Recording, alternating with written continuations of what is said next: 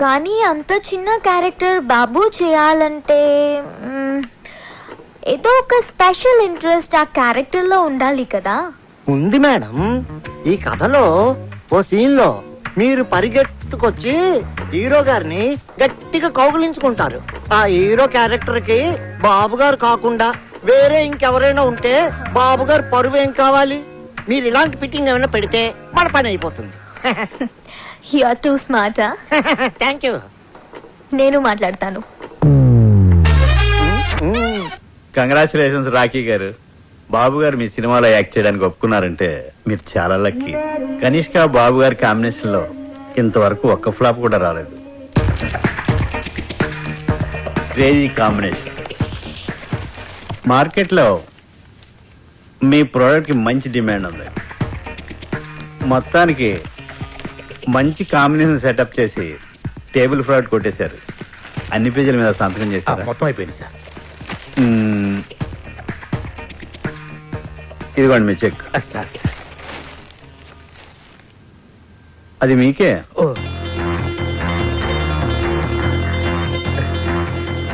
Thank you sir. Thank you very much sir. My dear residents, ఇదే మన కొత్త office. Shut up. It's fantastic. Dude, you're a miracle.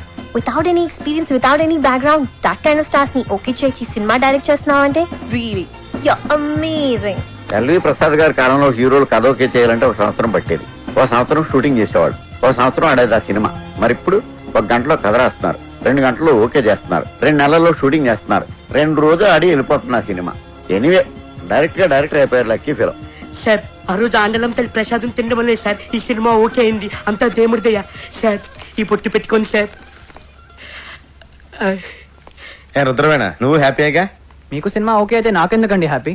అదేంటయ్యా, నువ్వు కూడా ఈ సినిమాకి పని చేస్తున్నావుగా. నేను పనిచేసే మ్యాటర్ ఎప్పుడో ఫిక్స్ అయింది. దానికి ఇప్పుడెందుకు నాకు హ్యాపీ? మీకు హ్యాపీ అనిపిస్తే మీరు హ్యాపీగా ఫీల్ అవ్వండి. నేనెందుకు అవ్వాలి? అన్బిలీవబుల్.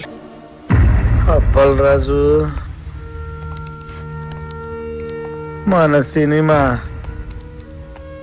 కొండెక్కేటట్టుంది. కొండెక్కేటట్టు? ఎక్కేటట్టు కాదు, ఎక్కేసింది. ఏమైంది? రాత్రి హీరో గారికి కనిష్క గారికి పెద్ద ఫైట్. కనిష్క గారి కోపం వచ్చి బ్రేకప్ అయిపోయిందంట. ఆండలమ్మా, ఒక్క కొబ్బరికాయ తక్కువ కొట్టేనే ఇంత అన్యాయం చేస్తావా? బాబు కనిష్కతో ఫ్రంట్ సైడ్, ఆ బొంబాయి బామ అంతరిక్షతో బ్యాక్ సైడ్ అఫైర్ పెట్టుకున్నాడు. కనిష్క దాన్ని రెడీ హ్యాండెడ్ గా పట్టేసింది. సార్ నేను నమ్మలేకపోతున్నానండి. బాబు గారు కనిష్కని చాలా ప్రేమగా చూసుకుంటారు. అది నా కళ్ళారా చూశాను. అప్పలరాజు, బాబు నువ్వు కనిష్కతో ఉన్నప్పుడే చూసావు.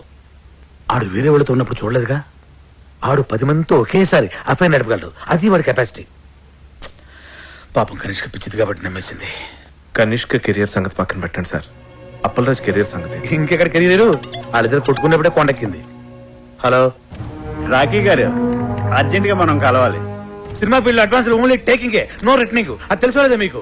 మేము మీకు ఇచ్చిన అగ్రిమెంట్ కాపీలో పేజ్ నెంబర్ 16 క్లాస్ 38D ప్రకారం హీరోగా లేకపోతే ఇచ్చిన చెక్ తో పాటు ఇంట్రెస్ట్ కూడా పే చేయాలి. లేదనుకోండి మీ మీద క్రిమినల్ ప్రొసీడింగ్ స్టార్ట్ అవుతాయి. సంతకం పెట్టే ముందు ప్రతి లైన్ డీటెయిల్ గా చదివి పెట్టండి. చిలక చెప్పిన వెనకుండా ఆటోగ్రఫీలు పెట్టినట్టు పెట్టేశారు. ఇప్పుడు చూడండి ఏం జరిగిందో. ఇది ఒక క్లాసే సరిగా చదవలేదు. ఇది ఒకటి చదివితే సరిపోను. నా లైఫ్ లో 1 మంత్ వేస్ట్ అయిపోయింది. వస్తానికా వేరే సినిమా వెతుకుంటా. సార్ ఆండలం గుడికి మీరు వెళ్ళలేదు, అందుకే తల్లి కోపం వచ్చింది. అందుకే మన సినిమా ఆగిపోయింది. నేను వెళ్ళి పూజలు చేయించి తల్లి కోపం తగ్గిస్తాను. వస్తాను సార్, ఇప్పుడే వస్తాను. బి విట్లాచారి గారి టైంలో ఆర్టిస్టులు ఒకసారి కమిట్మెంట్ ఉంటే దానికి ఇంక తిరుగుండేది కాదు సార్. కనిష్క బాబు గారు వాళ్ళ సినిమాలు చేసుకుంటారు, మీరు మీ ఊరు వెళ్ళిపోతారు. ఎటొచ్చి ఇక్కడ ఉండే మాకే కదండి కష్టం అంతా. నా కష్టాలు నేను పడతాను, మీ కష్టాలు మీరు పడండి.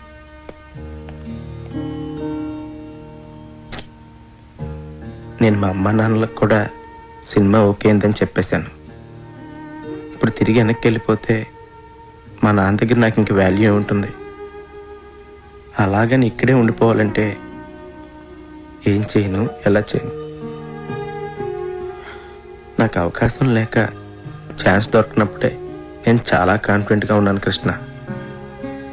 ఇప్పుడు చేతుల్లోకి వచ్చిన సినిమా వెనక్కి వెళ్ళిపోయేసరికి మనసులో చాలా బాధగా ఉంది. కృష్ణ, నువ్వు ఎప్పుడైనా లైఫ్లో ఇలాంటి సిచ్యువేషన్ ఫేస్ చేసావా? ఎప్పుడైనా? What situation? ఇప్పుడు నేను చెప్పాను కదా అది. సారీ, వినలేదు. ఏదో ఎస్ఎంఎస్ టైప్ చేస్తున్నా. నేను నా లైఫ్ కి సంబంధించిన మ్యాటర్ ఇంత సీరియస్ గా మాట్లాడుతుంటే మధ్యలో ఈ ఎస్ఎంఎస్ ఏంటి? అప్పల్ రాజు, నా ఎస్ఎంఎస్ కూడా సీరియసే. ఎస్ఎంఎస్ సీరియస్ ఏంటి?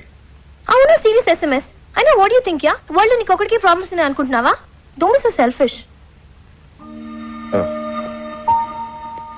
సారీ, కొంచెం ఎమోషన్ అయ్యాను. నేను కూడా సారీ.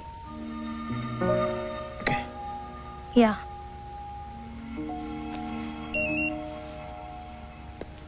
ఇంకో ఎస్ఎంఎస్ వచ్చింది. Can I check this? దానికి నన్ను ఎందుకు అడుగుతున్నావు?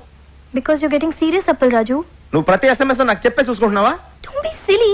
సీరియస్ కాబట్టి అడుగుతున్నాను. నీకు సీరియస్ ఎస్ఎంఎస్ అయితే నువ్వు చూసుకో. Yeah, not asking your permission Appal Raju. అరే, దాని నా మీద సీరియస్ అవుతావేంటి? Because you getting serious on me. Hello, నీ ఎస్ఎంఎస్ నీకు ఎంత సీరియస్, నా ప్రాబ్లం నాకు అంత సీరియస్. వావ్, నీ ప్రాబ్లం నీకెంత సీరియస్, నా ఎస్ఎంఎస్ కూడా నాకు అంత సీరియసే. ఎస్, నీ సీరియస్నెస్ నీది, నా సీరియస్నెస్ నాది. Exactly. Okay, be serious. Fine.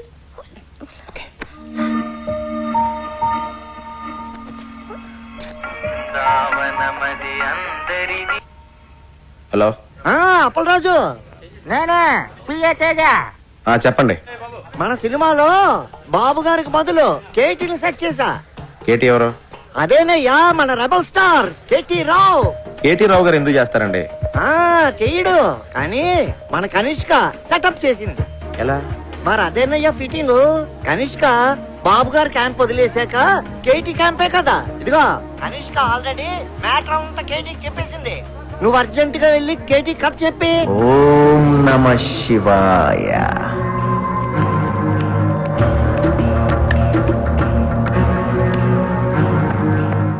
నమస్తే సార్, నా పేరు అప్పలరాజ్ అండి. కనిష్క్ గారు పిఏ పంపించారండి. పంపడానికి ఆడేవాడు, రావడానికి నువ్వెవరు? అంతా ఆ పైవాడు చూసుకుంటాడు. సినిమా కథ వల్ల అర్థమ్మా, వాడాడిస్తాడు. క్యారెక్టర్ ఏంటమ్మా? నేనే క్యారెక్టర్ని. జనం నన్ను చూడటానికి వస్తారమ్మా. సార్, అంటే మీరు నా నాయకి సినిమా చేస్తున్నారా సార్? చేసేదెవరో చేయించేదెవరో అంతా పైవాడే చూసుకుంటాడు. డేట్స్ మాత్రం మా పిఏ ఇస్తాడు. Unbelievable, Appal Raju. You've done it again. I'm so happy. Yes. yes. KT డేట్లు దొరకడం అంటే మాటలా? ఆడికి డేట్లు ఇచ్చింది కథ కోసమో క్యారెక్టర్ కోసమో కాదమ్మా, స్వీట్ ముక్కలాంటి కనిష్క కోసం. నా సినిమాలో సైడ్ హీరోగా చేసి నా వెనకాల అవుట్ ఫోకస్ లో నుంచి నా కేటీ నా కొడుకు 2 హిట్లు ఇవ్వగానే నా కనిష్క లైటింగ్ పెడతాడా? ఆడికి బుద్ధి లేకపోయినా మీ కనిష్కకైనా బుద్ధి ఉండద్దా? ఇండస్ట్రీకి బాబు లాంటి వాళ్ళు ఫీలింగ్ ఆకపోలేక చేసిన చిన్న మిస్టేక్ కి మిమ్మల్ని వదిలేసి ఆ కేటీ గారితో సెటిల్ అయిపోద్దా? ఆ సెటప్పే నాకు కావాలమ్మా. ఆ బాబుగాడి గ్లామర్ క్వీన్ ఇప్పుడు నా బ్రిల్ క్రీమ్. కనిష్కని నన్ను పక్క పక్కనే చూసి ఆడు నలుపుకోలేక పిసుక్కోలేక చావకపోతే నా పేరు కేటీఏ కాదమ్మా. ఆ కేటీ గారి పేరు వినబడితేనే కంపరం ఎక్కిపోతుంది. Go shoot that bastard. Shoot గన్నుతో కాదు బాబు గారు, మీడియాతో చేద్దాం. మీడియానా? ఎస్, ఛానల్స్, మనం ఏం చెప్తే అది చేసే డిస్ట్రిబ్యూటర్స్, సినిమా చూడకుండానే రివ్యూ రాసే క్రిటిక్స్, కలెక్షన్స్ ని తారుమారు చేసే అకౌంటెంట్స్, అంతా ఇండస్ట్రీకి వెన్నుపూస లాంటి మీ ఫ్యామిలీ చేతిలో ఉన్నారు. ఆడి చేతిలో ఎన్నున్నా ఏమున్నా ఆడి కనిష్క మాత్రం నా చేతుల్లో ఉందమ్మా. నీ ఫ్యూచర్ ఇప్పుడు ఇంకెవరి చేతుల్లోనో కాదు, నీ చేతుల్లో ఉంది అప్పల్ రాజు. అవును కృష్ణ, నన్ను నా ఫీలింగ్స్ ని అర్థం చేసుకుందాని నువ్వు ఒక్కదానివే. ఇప్పుడు నేను తీయబోయే హిట్ సినిమాని ఆపడం ఎవడి వల్ల కాదు. హిట్ సినిమా తీయడమే కాదు, ఎదుటోటి సినిమాని ఎట్టా చెడగొట్టాలో కూడా నాకు బాగా తెలుసు. మంచి సినిమాని ఎవ్వరూ చెడగొట్టలేరు. సినిమాకి కథే ముఖ్యమని ప్రూవ్ చేస్తాను. స్టార్ ఇమేజ్ కోసం ఏ క్యారెక్టర్ మార్చకుండా సినిమా తీస్తాను. కానీ స్క్రిప్ట్ లో మీ క్యారెక్టర్ చాలా చిన్నదంటున్నారండి. అది స్క్రిప్ట్ లో అమ్మా, సినిమా చూడు. షూటింగ్ స్టార్ట్ అయ్యాక ఆడు రాసింది అనవసరం. నేనేం చెప్తే అది ఆడు తిరిగి రాసుకోవాలి. నాయకిని నాయకుడు చేసేస్తా. ఓం నమ శివాయ. I need your blessings. దేవుడి సాక్షిగా చెప్తున్నాను బాబు గారు, Appal Raj cinema super flop చేసే బాధ్యత నాది. స్వామి, చిన్నప్పటి నుంచి నేను నీ కొట్టిన కొబ్బరికాయలన్నీ లెక్క పెట్టుకుని మరి నా నాయకి సినిమా సూపర్ హిట్ అవ్వాలని ఆశీర్వదించు స్వామి.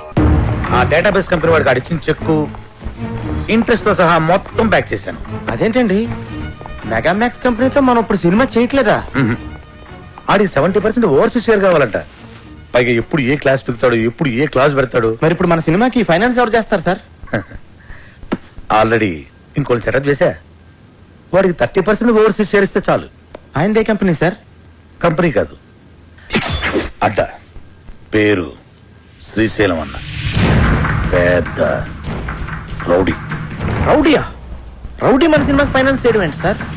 మనకు కావాల్సింది అది డబ్బు, రౌడీజం కాదు. పైగా కార్పొరేట్ కంపెనీ బ్యాక్గ్రౌండ్ ఫైనాన్స్ చేసేది ఏ బిల్ లాడెను, ఏ దావుద్ ఇబ్రహీమో ఏంటొచ్చు కదా, మనకు తెలియదు కదా. ప్రతి ప్రొడ్యూసర్ వెనక ఓ డాన్ ఉంటాడు. శ్రీశైలం అన్న ఇప్పుడు మర్డర్లు మానేసి చాలా మంచోడైపోయింది. మర్డర్లా? మర్డర్స్ చేశాడు ఆయన? చాలా. కానీ అన్ని కేసుల్లో కోర్టు ఆయన నిర్దోషిగా విడుదల చేసింది. అదలా? సాక్షులు లేరు కాబట్టి. సాక్షులు ఎందుకు లేరు?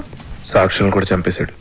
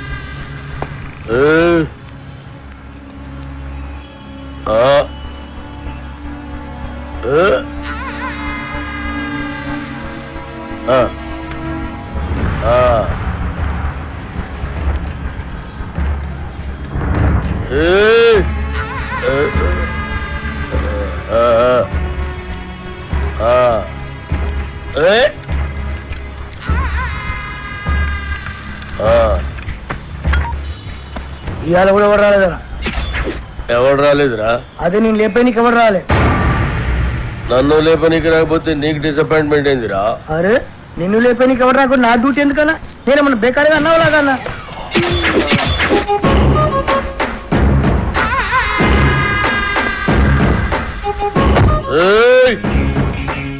కంటితో చూస్తే ఆర్డర్, కన్నుతో చూస్తే మర్డర్. ఇది శ్రీశైలం స్టైల్. జనానికి గన్ అంటే భయం, గన్నుకి నేనంటే భయం. అలా నువ్వు అంటే నాకు భయం లేదనా? దిల్లానా? అరే చూప్, నీ గురించి కాదురా, గన్ గన్ గురించి. Welcome to the cinema industry Srisailam అన్నా. అసలు మీకున్న బ్యాక్గ్రౌండ్ ఈ సినిమా ఇండస్ట్రీలో ఎవరికి ఉందన్నా? అన్నా బ్యాక్గ్రౌండ్ కాదురా, బ్యాక్ క్రౌడీస్. అన్నా ఇతని పేరు అప్పల్ రాజు, మన సినిమా డైరెక్టర్.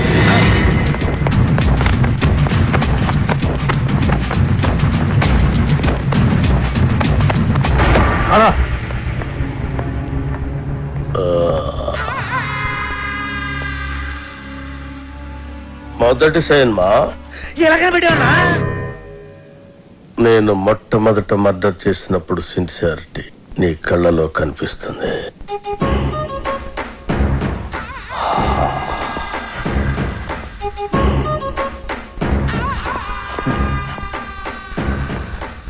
నా 4వ మర్డర్ సినిమాల్లో చేసిన. అది 5వదనా? 4వది బర్త్డే పార్టీలో కూర్చేసినావు.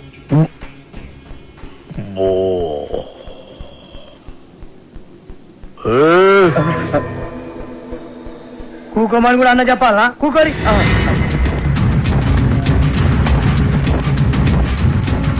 థియేటర్లో నా దుష్మన్ గాండి లేపేసిన తర్వాత టైం పాస్ కోసం మిగతా సినిమా చూసిన. అప్పటి సంధి ఇంట్రెస్ట్. ఇంకో విషయం, మన సినిమాలో కత్తులు గన్నులు రౌడీలు బాంబులు ఎవరిని రెంట్కి తెచ్చుకోవాల్సిన పని లేదు, అన్ని మన దగ్గరే ఉన్నాయి, ఫ్రీ.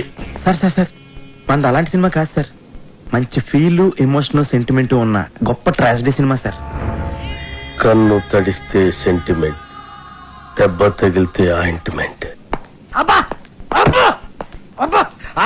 అన్నా శ్రీశైలం అన్న సూపర్ అన్న అన్నట్టు ఇదిగో శ్రీశైలం అన్న పాటలు బ్రహ్మాండంగా రాశారు తెలుసా నీకు?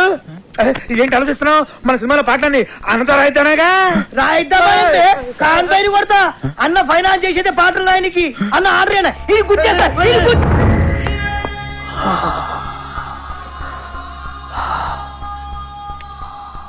గన్నుకుంటుంది కన్నీరు, బుల్లెట్టుకుంటుంది పన్నీరు.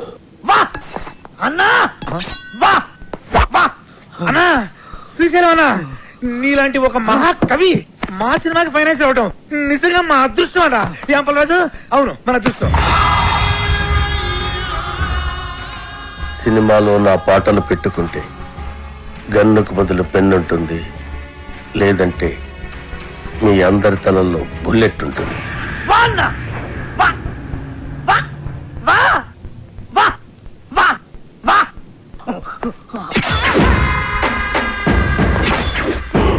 ఆ శ్రీశైలం గారి క్రిమినల్ అండి. వాడు నా నాయకి పాటలు రాయడం ఏంటండి? వాల్మీకి కూడా ఒకప్పుడు క్రిమినలే. రామాయణం రాయలే. వాల్మీకి పోలిక పురాణాలను అవమానించుకో.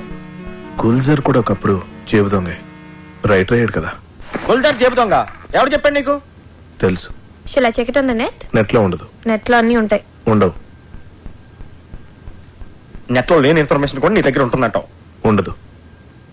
మరి ఉండదన్నాగా. ఇందాక ఉంటుందన్నావు కదా.